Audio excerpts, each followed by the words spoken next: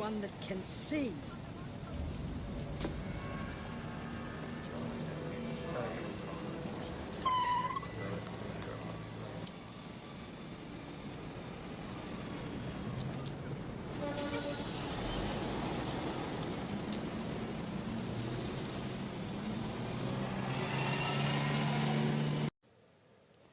Hi good folks of YouTube, Dread here. I wanted to make this video after thinking about all the deceptions we're facing. After trying to list all the discrepancies together to see if there's a hidden meaning or bigger picture to be extrapolated. Is it just a barrel of lies, or is it all a carefully orchestrated plan? I'd like to work in a somewhat chronological order here because I find it easier to visualize. I've made a few notes so I don't forget what I want to say. I'm going to focus on the things that we were taught in school, not on the things like false flag events or psyops. That can be for another video. First, I would start with dinosaurs.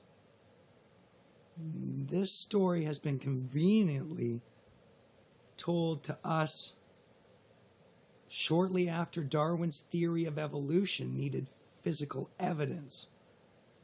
For thousands of years, nobody found dinosaur bones anywhere. Then suddenly, pow, government-sponsored archaeologists are finding all these amazing fossils, kept under lock and key, mind you. What we're presented in museum exhibits are plaster of Paris sculptured renderings, molds, 100% fake. Shocking, right? They'll even tell you the real ones are kept somewhere safe like the Smithsonian.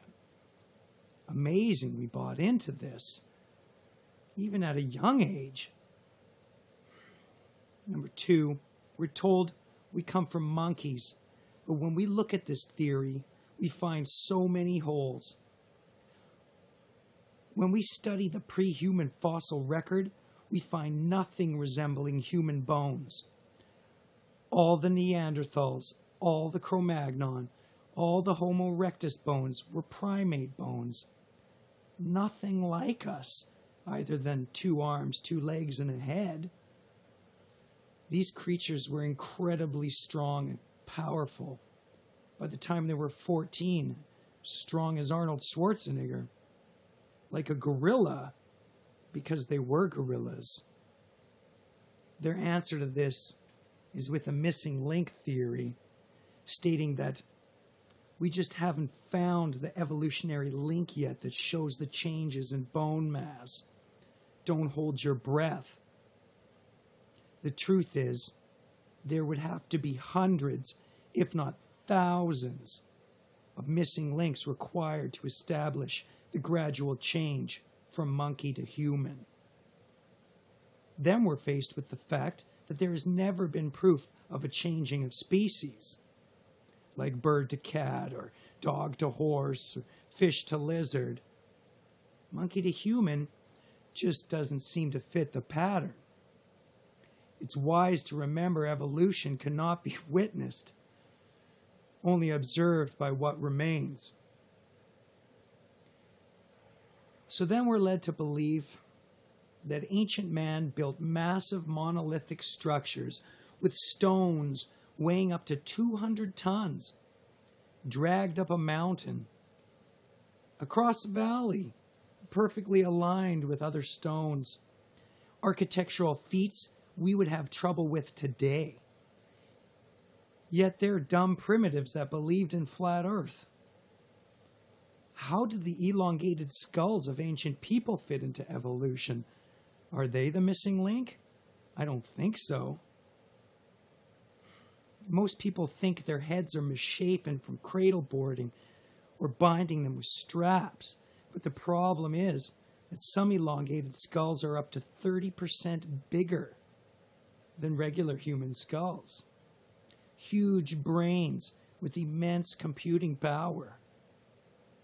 These special people from the past have been found in 6 continents, And it is believed by some that these beings are responsible for the ancient wonders left behind. What happened to these people and where did they go? We have more proof for them in the fossil record than we do for evolutionary missing links. Brian Forster has an extensive body of work on this subject. Check him out on YouTube. So the next lie I would approach would be space travel and space altogether. There's a lot of material out there, and we all know that NASA's full of shit. I'll just touch on some of the finer points. No astronaut has ever panned a camera all the way left to right, or a 360 shot when spacewalking. We have never seen a space shuttle leave the atmosphere, and we have never seen an astronaut use an airlock, ever. And you can always pick apart their fake-ass pictures of Earth or anything else they put out. How can they talk about going to Mars when they can't even give us 24-hour camera footage of the Earth spinning from one of these 20,000 satellites that are supposedly up there? I like to point out that satellites were first thought up by a science fiction author, and 10 years later, NASA makes them science fact. So now I'm left with the one deception that ties them all together. I would call it the motive or the end game. And that's the globe Earth lie. All these lies seem to lead towards us living on a ball. I think what many of us see is a lack of substantial evidence or too many contradictions to believe it anymore. My favorite proofs to date for a flat Earth are a telescope lets me see way past the supposed curvature under many different atmospheric conditions, so they're not mirages or refractions. I believe the Bolivian salt flats prove flat Earth as well. It's something like 100 miles measured with only 1 meter of elevation difference from one end to the other. Another good one is how the horizon line always rises to meet your eye level, no matter how high you go. This is only conducive with a flat plane. People that claim to see curvature on an airplane through curved glass windows are missing the point. The higher you go, the lower the horizon line would have to drop due to curvature, forcing you to look down through the window to see it. But that's not what we observe. It always rises to eye level. I'm a year and a bit into this now, and nobody can properly defend their heliocentric model or address the issues I've brought up here. I don't have any desire to look crazy, but until my questions have been sufficiently answered, my assertion is their model is sun worship, basic, ancient sun worship, used as a control mechanism set in motion thousands of years ago. How does it control us? By giving us the illusion there's nothing left to see, by making us seem like unimportant specks of dust whipping through the vast endless universe, by robbing mankind's divinity and pushing us away from the Creator, whoever that may be. I don't believe in the things we call religion today, but I do think we were put here by something. Even if some religions have a good message, they still have been subject to man's interpretations, which can be greatly manipulated or distorted to fit certain needs. I'm not out here to preach flat Earth to people at all. I'm done with questions.